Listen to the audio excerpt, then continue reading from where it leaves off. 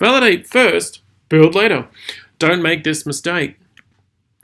Imagine spending millions of dollars on a solution that nobody wants, doesn't work, and ultimately was a good idea, but ends up being a bad fit and ultimately is regarded as a failure.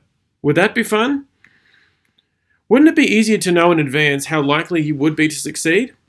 What if there was a way you could test something first to see if it could work, would validate an idea before any real spend, would give you genuine insights about your idea with almost no risk, ultimately would give you insights into whether something was viable or not?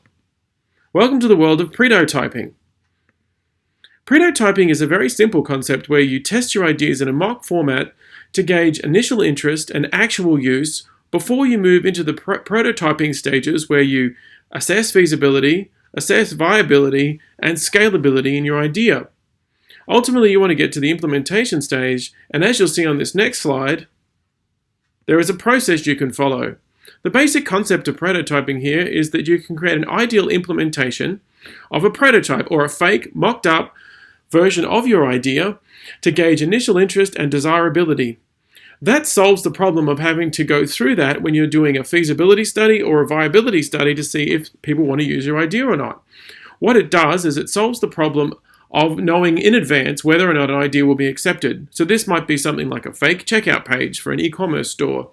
It might be a form that you're planning to implement. It could be a new process that you can test out on your team free of charge without them realizing it. What you do from this process is you collect data around whether they're actually using it and if there's any actual interest. And if there is, then you move forward into the prototyping stages and you build your thing. If not, then you put it to bed and you go back to the drawing board and you think of a better idea to solve that problem.